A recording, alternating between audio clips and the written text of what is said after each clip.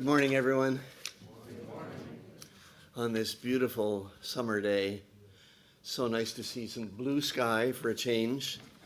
And I'm sure we're all grateful for that because we know that there are others who are not so fortunate as us. So, welcome to First Unitarian Congregation of Toronto.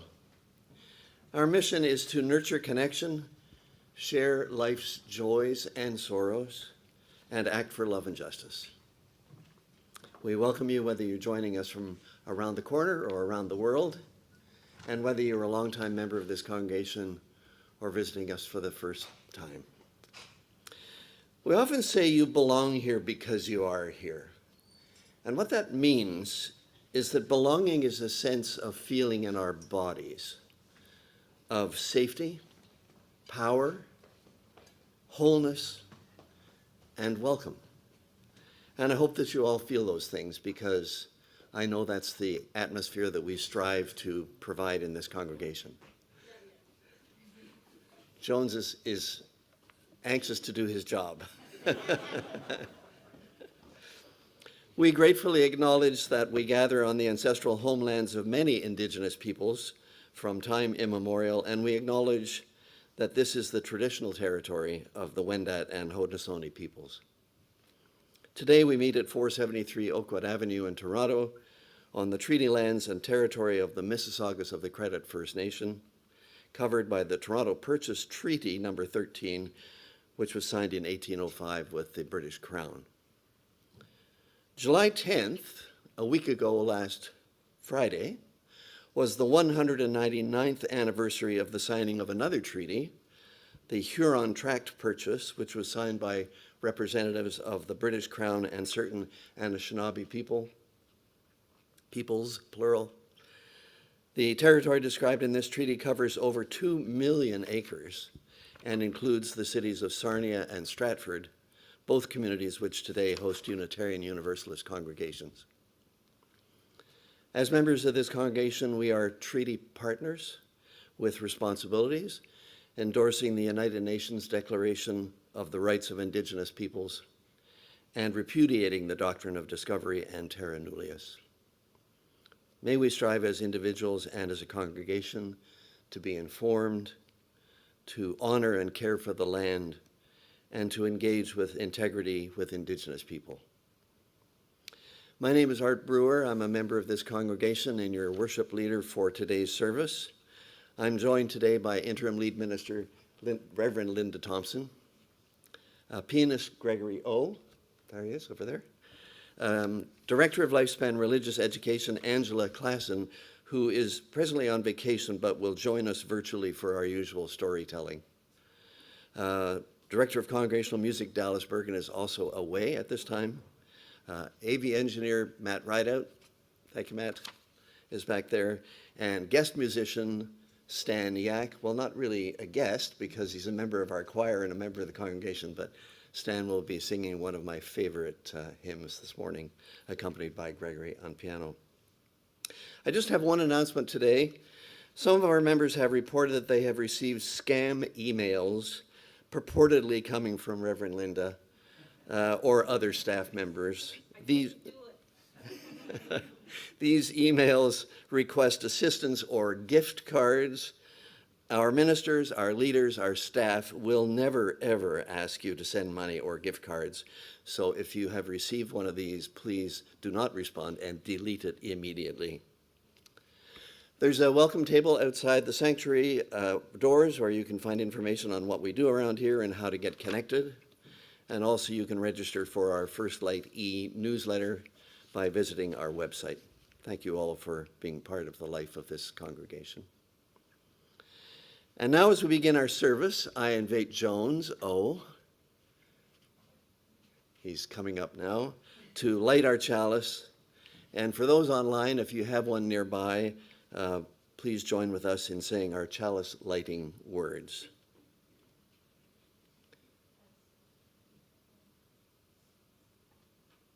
As we light our chalice, may its flame kindle within us the warmth of compassion, the glow of love, the fire of commitment, and the light of truth. Thank you, Jones. We begin our time of worship, this time that we make sacred in our coming together, by greeting one another. So please take a moment to greet others near you in a way that suits their comfort level and yours, with a handshake, a fist bump, or just a hi there, how are you?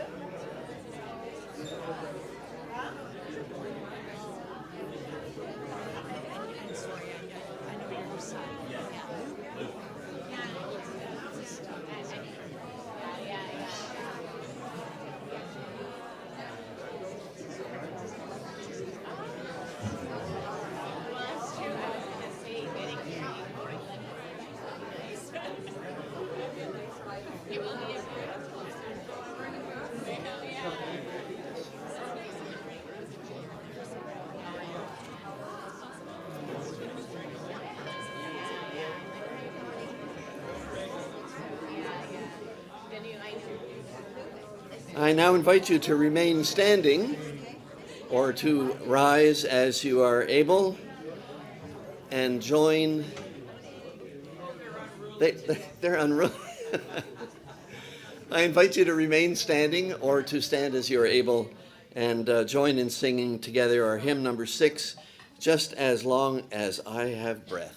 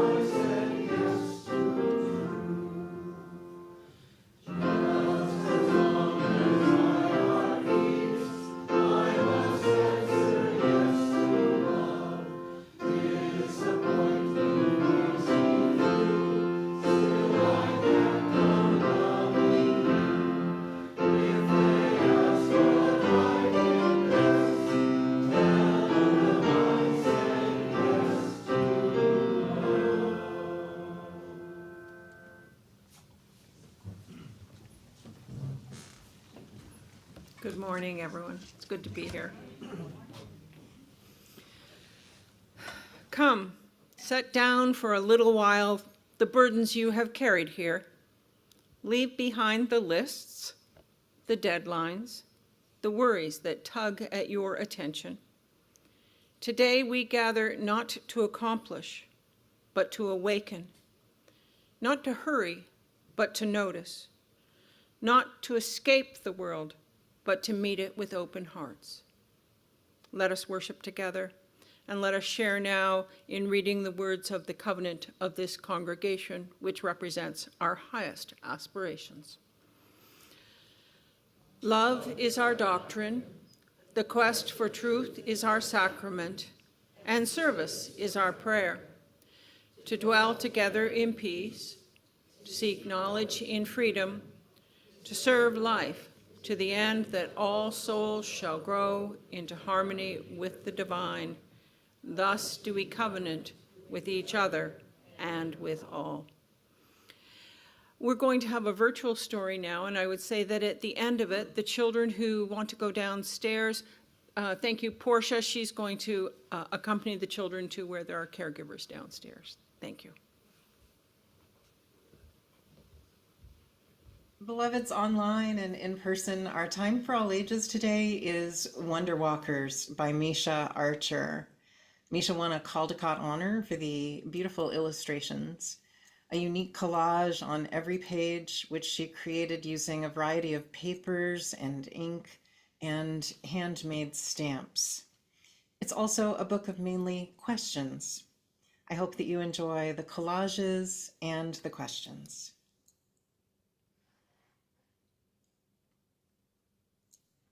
Wonder Walk? Sure.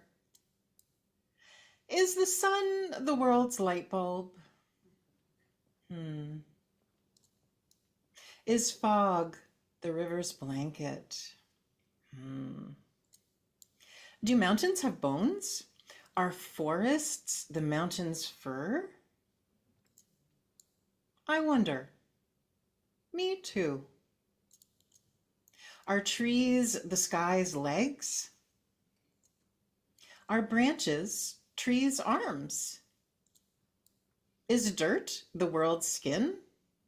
Are roots the plant's toes? Do caves have mouths? Are shells the shore's necklace? Is the ocean the world's bath? Are rivers the earth's veins? Is the wind the world breathing? Is rain the day's tears?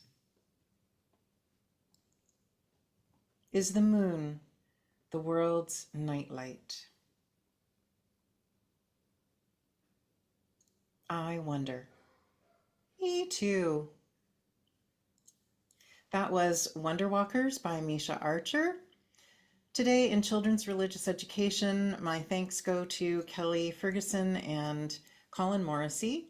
They'll be waiting at the back for children who wish to join them for our ongoing program called Earth Heroes, featuring individuals who were resilient and thoughtful and had a great idea that they persevered in order to implement with the help of others. And today's Earth Hero is Dr. Temple Grandin.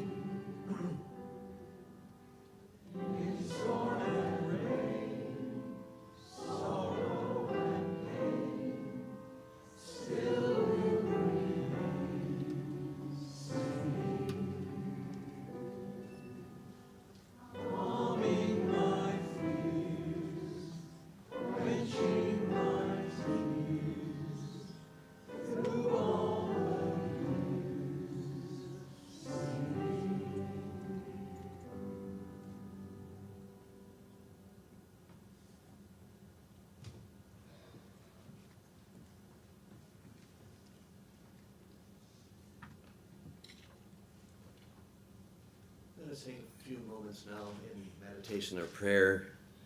We begin with a poem by Mary Oliver, which will be followed by silence, then musical meditation and the lighting of candles of joy and the sorrows and the sharing of our sorrows and joys. Mary Oliver writes, "When I'm among the trees, especially the willows and the honey locust, equally the beech, the oaks and the pines, they give off such hints of gladness. I would almost say they save me, and daily. I'm so distant from the hope of myself in which I have goodness and discernment and never hurry through the world, but walk slowly and bow often. Around me, the trees stir in their leaves and call it, 'Stay a while.' The light flows from their branches and they call again. 'It's simple,' they say, 'and you too have come into the world to do this.' to go easy, to be filled with light, and to shine.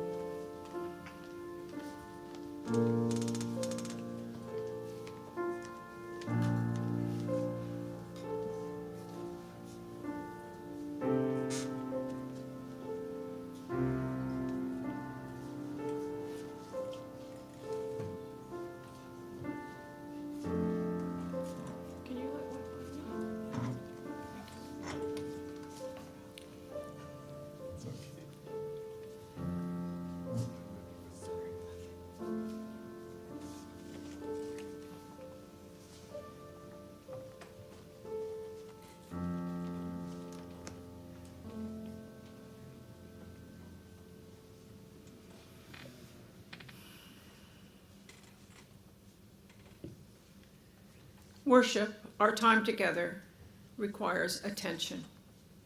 When we sing, pray, or reflect together, we pause to notice what this week has brought into our lives, the joys that have lifted us, the sorrows that have found us, and the hopes that we carry. May we hold one another with compassion as we share this time. Today we hold those who struggle. Josh Grant invites us to remember all those in Northern Ontario who have been displaced, particularly those in Collins, Ontario. And on a related note, Wendy Ewens has asked that I share concerns about the responses of the provincial and federal governments. Susan Weinert asks us to pray for her granddaughter who needs extra strength and courage these days. We hold in our thoughts all those who are heavy-hearted, grieving, facing illness. May they find comfort. I invite you to bring to mind those that you are holding tenderly today. If you're online, you can share your sorrow in the chat, and if you are in the room with us, I invite you to speak it briefly now.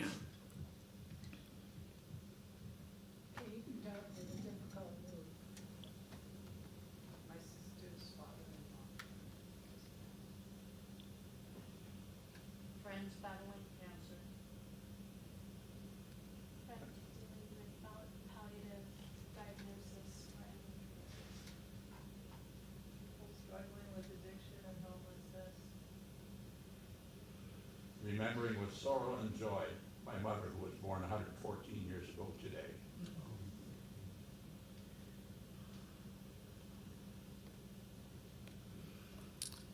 We also celebrate today. Wayne Lepine and Guy Lenny share that they are feeling joy after celebrating their wedding yesterday here at Toronto First. They are grateful for this community, which has supported them and their journey every step of the way. I hear it was a joyful event.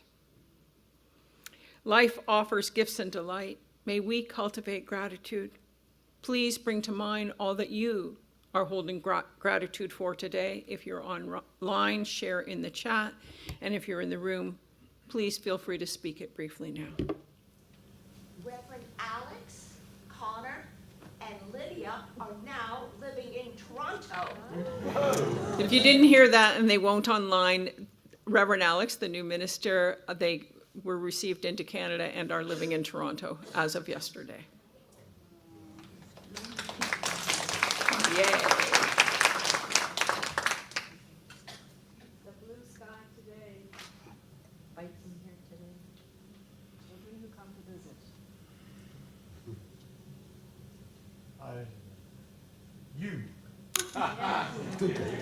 Thank you.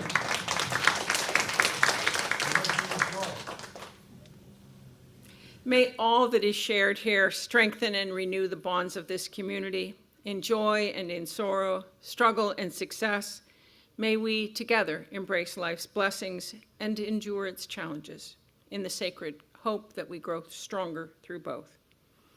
May we live with courage and compassion, with gratitude and joy, today and always.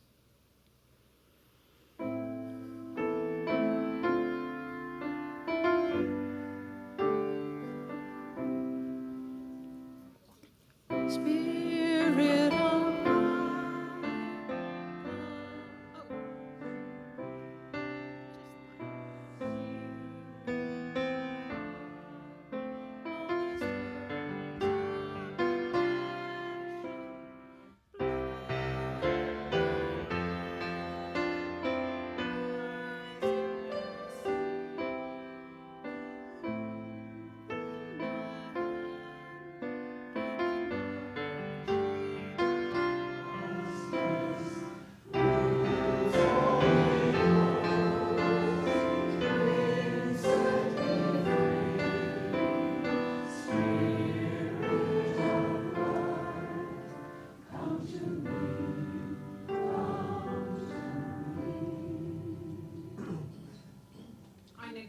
to prompt Art to light our final candle for the joys and sorrows that we hold and carry that are unspoken.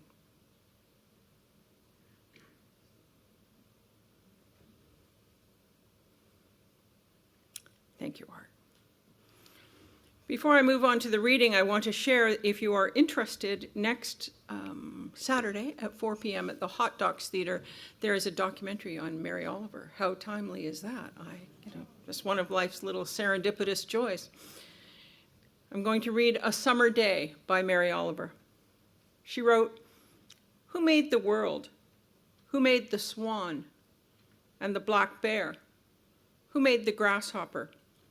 This grasshopper, I mean, the one who has flung herself out of the grass, the one who is eating sugar out of my hand, who is moving her jaws back and forth instead of up and down, who is gazing around with her enormous and complicated eyes.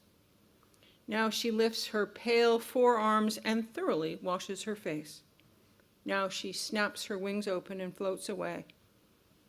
I don't know what a prayer is, I do know how to pay attention, to fall down into the grass, how to kneel in the grass, how to be idle and blessed, how to stroll through the fields, which is what I have been doing all day.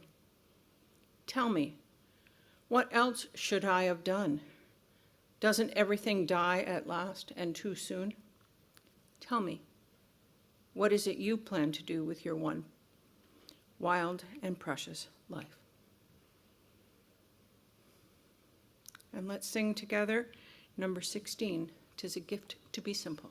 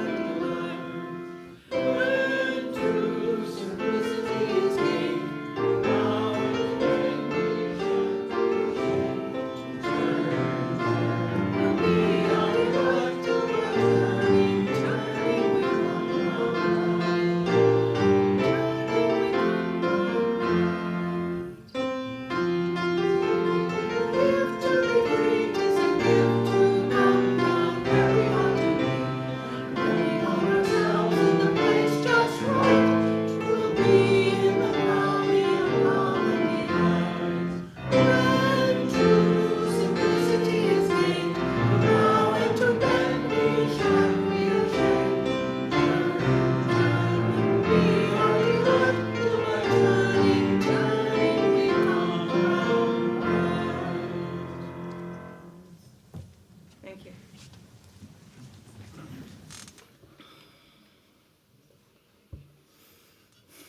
Mary Oliver's poem, "A Summer Day," ends with the line, "Tell me, what is it you plan to do with your one wild and precious life?" Now, I've heard that line quoted often, and in the first instances of hearing it without the larger context of the full poem, I found it somewhat problematic. While I liked the idea of a wild and precious life, I found myself reacting negatively to the urgency of the "what is it you plan to do" phrase. It felt like a lot of pressure. Pressure to do, pressure to achieve, pressure to accomplish something. And then I read the poem, and my whole impression changed. There's a lesson in that, context matters. Because in the poem, the detailed description Oliver offers of the grasshopper as one whose jaws move sideways, one with complicated eyes, with arms that wash a face. In the poem, we know that no one, maybe the grasshopper at the end, is rushing off to accomplish some great thing. Oliver spends nearly half the poem describing a single grasshopper. Think about that. Most of us wouldn't even notice one. And if we did, it would likely be because it jumped in front of us on the sidewalk. We would step over it and continue on our way. Oliver kneels.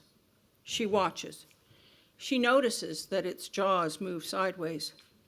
I didn't know that happened. She notices its enormous, complicated eyes. She notices it lifting its pale forearms to wash its face. Nothing important happens. No great revelation descends from heaven. The miracle is that she pays attention long enough for the ordinary to become extraordinary. And I wonder how many miracles we miss because we're in a hurry. Oliver reminds us that taking the time to kneel in the grass, to be idle and blessed, is holy work, leaving her, by my reading at least, with deep gratitude for her finite life. Because the other question Oliver asks, and one that we all live with, is, doesn't everything die at last and too soon? After all, we humans navigate the world with an awareness of our own mortality. It's a terrifying awareness, and yet, psychiatrist Irving Yalom wrote, although the physicality of death destroys us, the idea of death may save us. suggesting that the awareness of mortality can lead us to live more authentically and to appreciate life more deeply. But we don't become aware of mortality or the preciousness of life in philosophy classes or in sermons.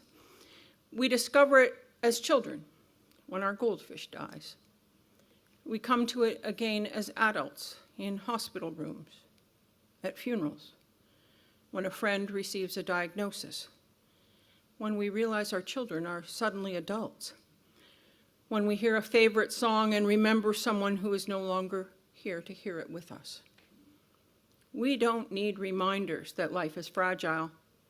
Life provides reminders enough on its own. But the question is, what do we do with that knowledge? Living with an awareness of our mortality, our vulnerability, and our capacity to reflect is at times too much, too terrible. But we are also an animal who can understand a stroll through the fields as holy as a prayer. And as Yalom and others have reflected, the tension that results from our awareness is also the reason that we sometimes are awestruck by a bee on a flower, or a grasshopper, or the sound of a loon. If we didn't know that everything died at last and too soon, we wouldn't feel the urgency to see the grasshopper or listen to the loon that we sometimes do. Those moments when I hit pause are the ones that make me feel like my heart is simultaneously full and tender and breaking.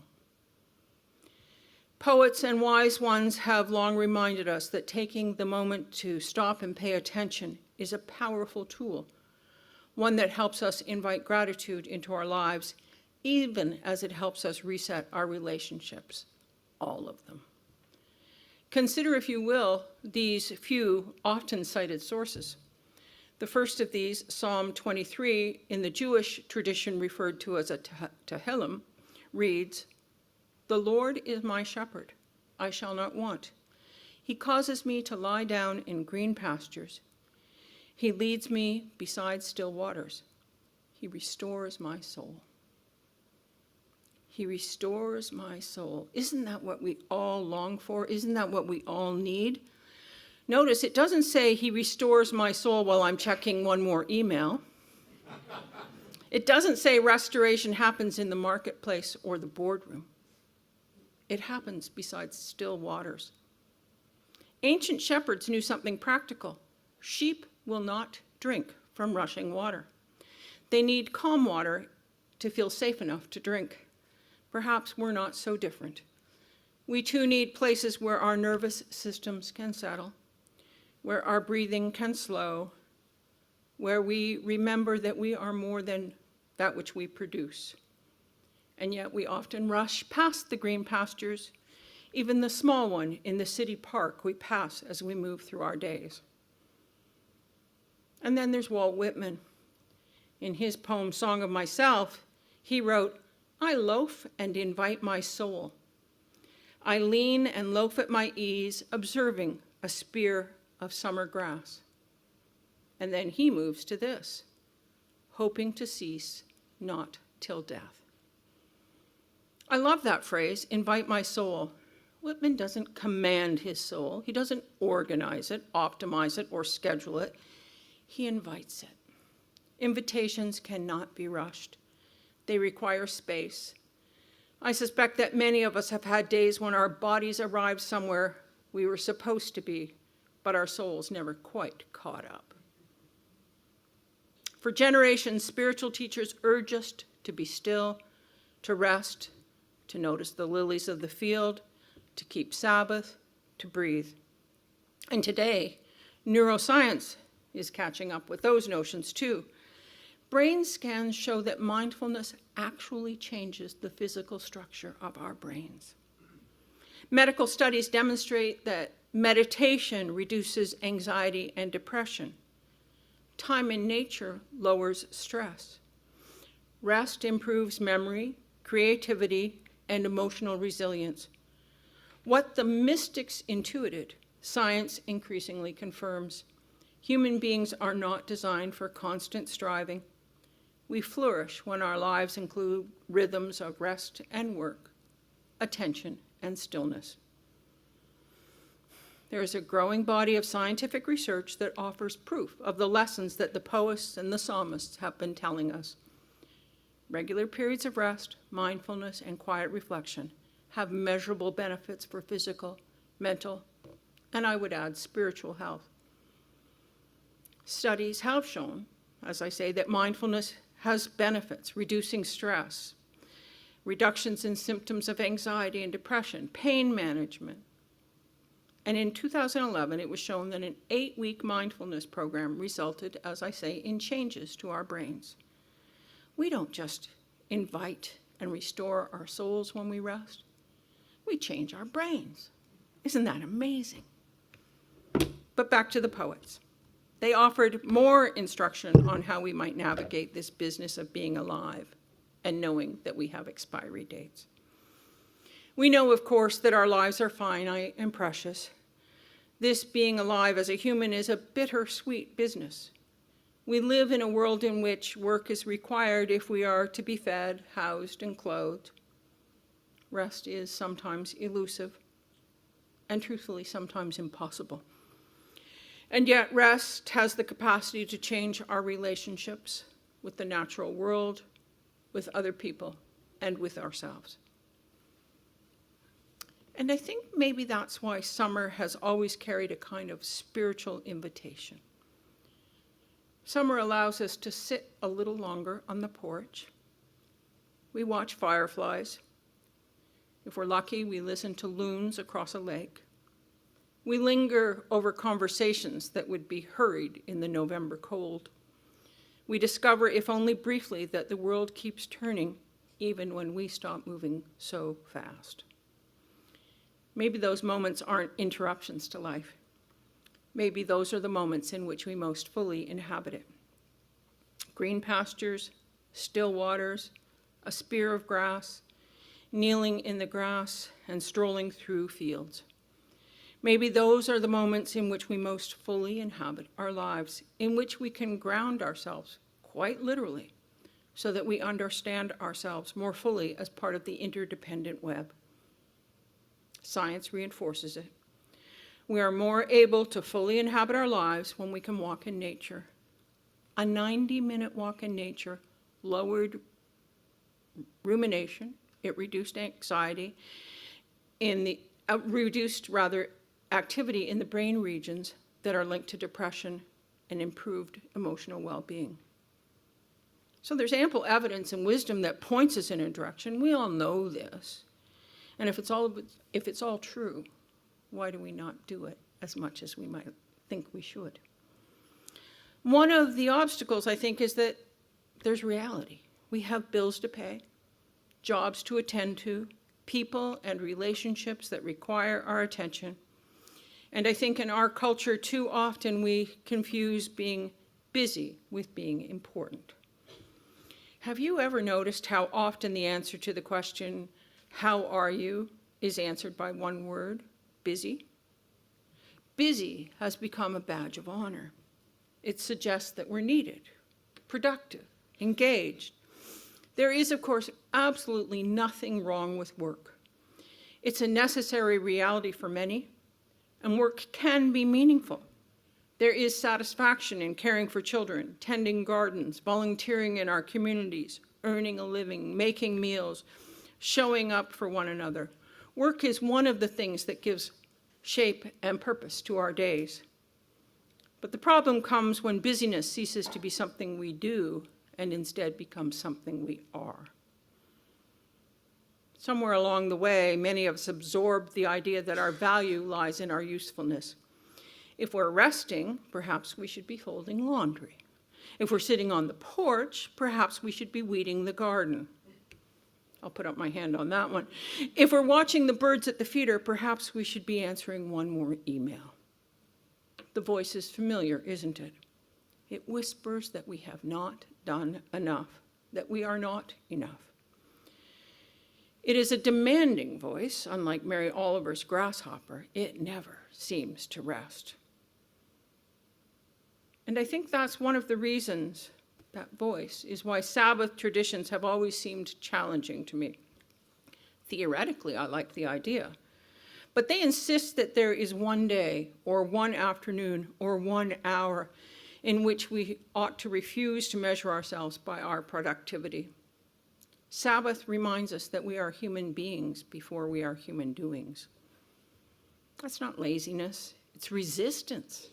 Resistance to a culture that would gladly consume every waking moment of our attention. Resistance to the idea that our worth depends on our output. Resistance to the illusion that if we work a little harder, hurry a little faster, accomplish one more thing, we will finally arrive at the life we have been postponing. The truth is, I suspect, much simpler and more challenging. Life is not waiting for us somewhere in the future. It's happening now.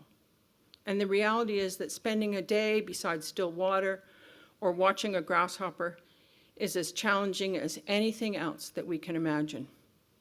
You might be thinking, oh, sure, Linda, I hear you. Go outside, look at nature, all that stuff. But what happens when we can't? What happens when someone's homebound, or grieving, or working 2 jobs, or caring for a spouse with dementia? This week, many of us looked outside and discovered the very thing I have been inviting you to do. Go outside, take a walk, sit beside a pond, listen to birds. Wasn't well advised. The air itself reminded us that the world is not always welcoming. Sometimes creation is beautiful, and sometimes it's burning. Does that mean that mindfulness must wait for cleaner skies? Thich Nhat Hanh would say no, and remind us that mindfulness is not dependent on the weather. It's the practice of returning to this moment, whatever this moment contains. One of his most famous teaching comes from the miracle of mindfulness. He tells the story of washing dishes. The point of washing dishes is not simply to have clean dishes. It is, he writes, to wash the dishes, to be fully present to the warm water, the soap, the movement of your hands. If your mind is already thinking about the cup of tea you'll have afterwards, you're missing your life while it's happening. Oliver kneels in the grass. Whitman loafs as he observes a spear of grass. And Thich Nhat Hanh washes the dishes. They are not trying to get somewhere else. They are reminding us that it's possible to pause and be. We may have our hands in the sink. We may be resting beside still water.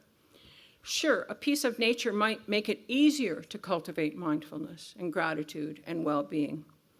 But mindfulness is not dependent on the weather. It's the practice of returning to this moment, whatever this moment contains. We are mortal.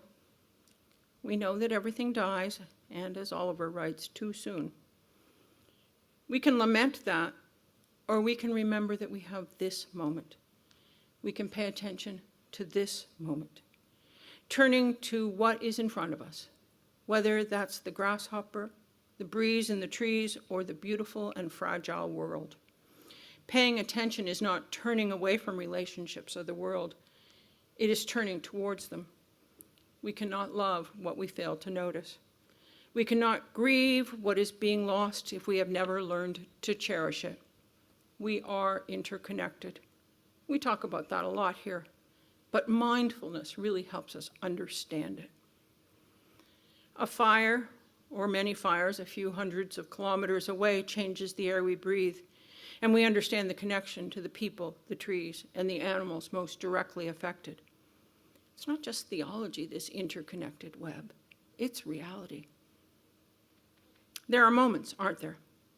Some arrive gently on the breeze, like the sound of loons on the lake, and make us almost weep with appreciation.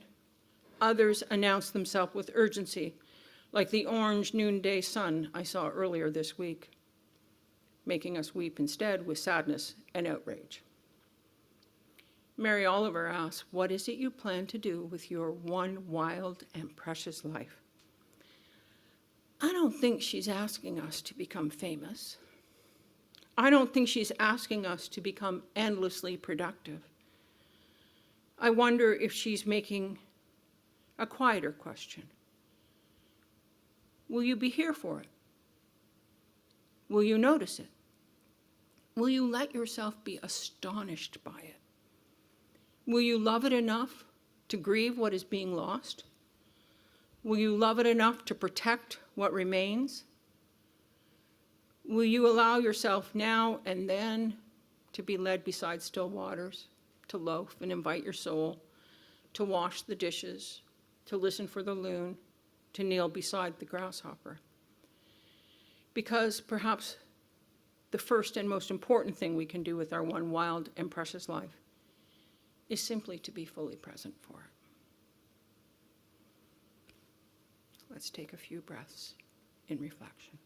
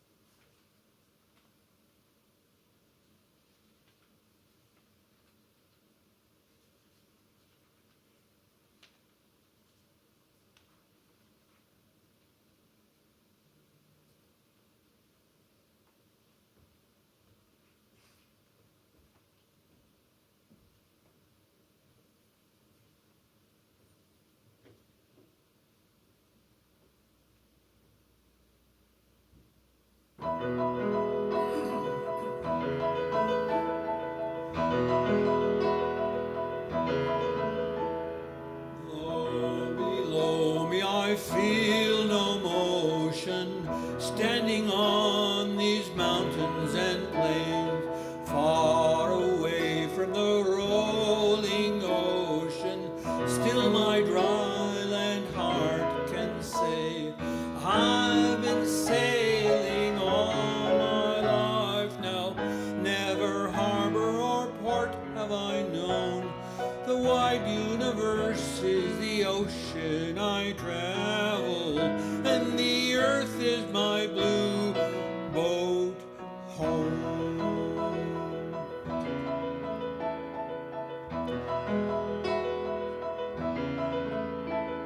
Sun, my sail, and moon, my rudder, as I ply the starry sea, leaning over the edge in wonder, casting questions into the deep, drifting here with my ship's companions, all we kindred pilgrim souls, making our way by the lights of the heavens in our beautiful blue boat home.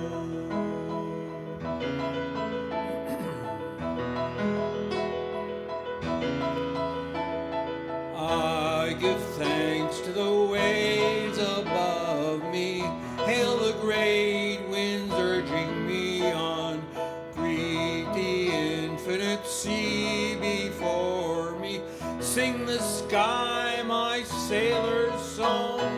I was born upon the fathoms, never harbor or port have I known.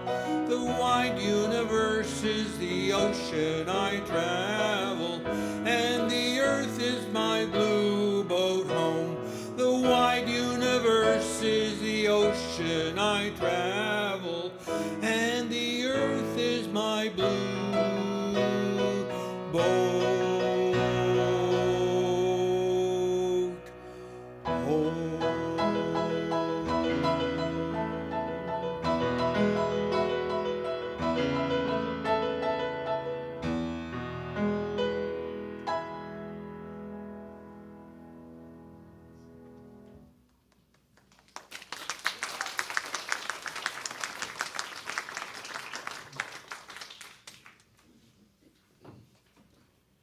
What a beautiful hymn, and so well performed, Stan and Gregory. Thank you both. Thank you all for being here. Our congregation is an open-minded and welcoming spiritual community guided by shared values. Our mission is to nurture connection, share life's joys and sorrows, and act for love and justice. We practice our values and realize our mission through our weekly services, our programs, support groups, outreach, music, and our work in the wider world, all of which require intention, time, and of course, money. It's a joy to receive and a joy to give, so please donate generously so this community can continue to give to you and to others in the spirit of our shared vision. At the back of the sanctuary, there is a giving basket and a tap machine where you can make a donation, or you can visit our website and click Donate to make a difference. Matt will drop the link into the chat for our online friends. And Matt, roughly how many people are joining us online today? 50-ish. About 50. All right.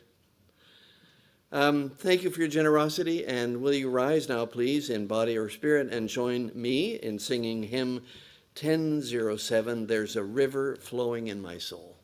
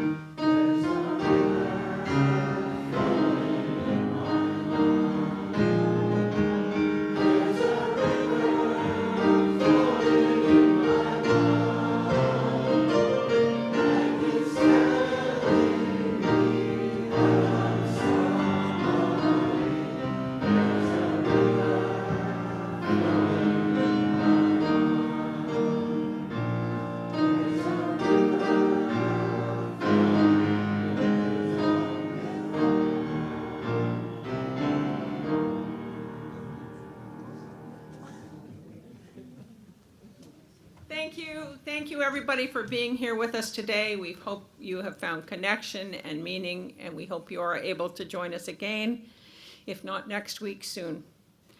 I won't be here next week or the week after, so I can't ask you to be, I can ask. If you're attending online, at the end of our service, you'll be invited to a breakout group, and you'll be given a prompt for a question for discussion. How do you invite space into your life? And of course, we can talk about it too if we want to. And as we extinguish our common flame with these words, let us reflect. May the path before you include moments to pause. May you find green pastures, still waters, and companions for the journey. And may you discover again and again and again that paying attention is one of the ways we learn to love. Go in peace.